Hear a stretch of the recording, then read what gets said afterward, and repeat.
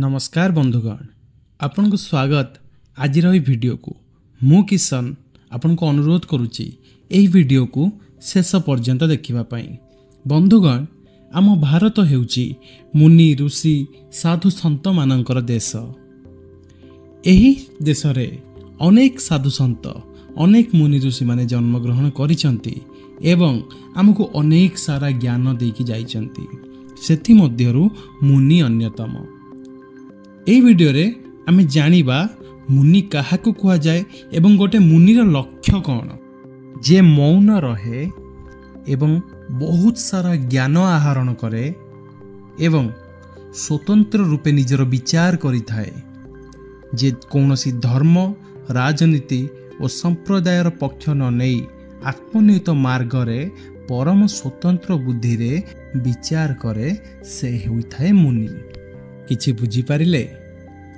जे मुनि से कहार विचार ऊपर निर्भर करे नहीं, तार स्वतंत्र विचार, से स्वाधीन, से कहा अंडरे नहीं।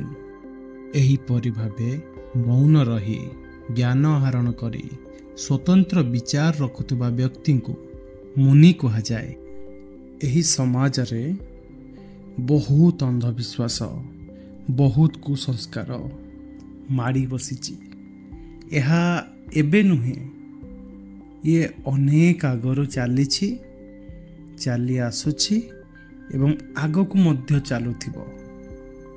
किंतु एथि मध्यरे गोटे मुनिर लक्ष्य यह होइथाए कि समस्त अंधविश्वास कुसंस्कार मानव जगत को उद्धार करिबा।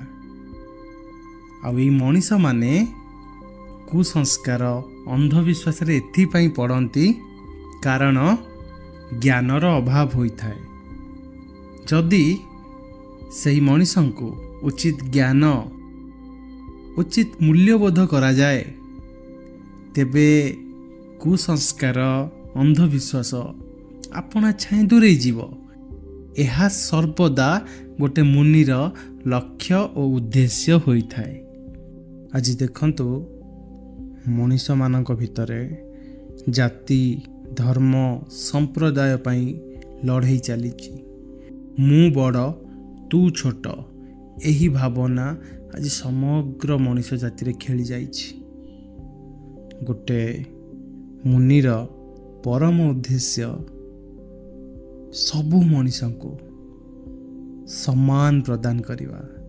केही छोट नुए, केही नीच नुए, आमे समस्ते से महासागर गोटे गोटे बिंदु। आज मनीष माने निजर स्वधर्म को छाड़ी निज द्वारा तैयारी करा जाइथिबा धर्म को निजर धर्म बोली भाविचंती। किंतु वास्तव रे से माने भूली जाइचंती स्वधर्म कौन, मानवीय धर्म कौन। गोटे मुनिर यह उद्देश्य होइथाए कि सर्वप्रथमे मानवीय धर्मर पालन करिबा, सत्य शांति प्रेम को सर्वदा निज हृदय रे धारण करिबा। आज चारिआडे असत्य व्यापी जाइछि। एही असत्य को मनीष सत्य बोली भावी नेइछि। गोटे मुनिर लक्ष्य यह होइथाए कि समाज रे सत्संग स्थापन करिबा। सत्संग, सत्संगर अर्थ कौनसी दल रे बसी प्रवचन सुनिबा नुहे।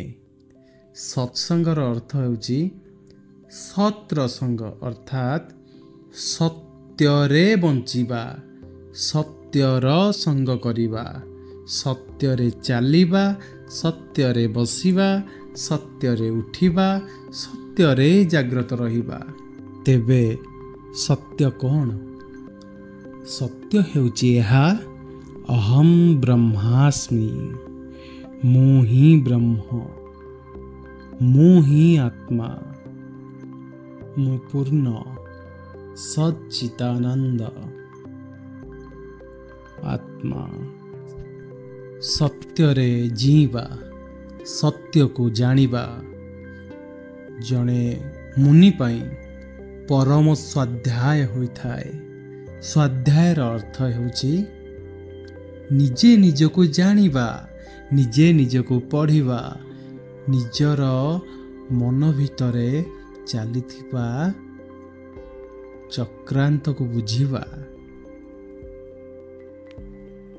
ଯାହାର ଅଧ୍ୟୟନ ଦ୍ୱାରା ନିଜର ଶକ୍ତି ବଢ଼ିଥାଏ ତାହାକୁ ସ୍ୱାଧ୍ୟାୟ କୁହାଯାଏ। ମୁନି ଋଷିଙ୍କର ପରମ୍ପରାକୁ ଅନୁସରଣ କରି ନିଜେ ଆଦର୍ଶ ହେବା ସହିତ ଅନ୍ୟକୁ ଆଦର୍ଶ ବନାଇବା ଏକ ମୁନିର ଲକ୍ଷ୍ୟ ହୋଇଥାଏ।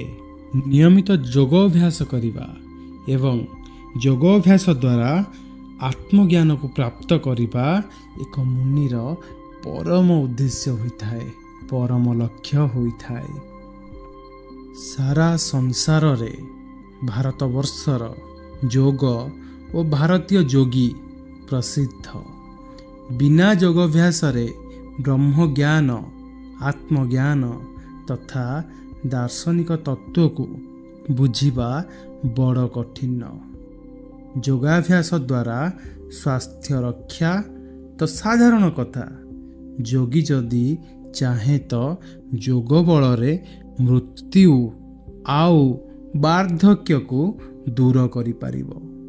ଏହି କାରଣରୁ ବର୍ତ୍ତମାନ ସମୟରେ ଯୋଗ ଦିଗକୁ ସାରା ସଂସାରରେ ବିଚାରବାନ, ବୁଦ୍ଧିମାନ, ବିଦ୍ୱାନମାନଙ୍କର ପ୍ରବୃତ୍ତି ବଢ଼ି ଚାଲିଛି।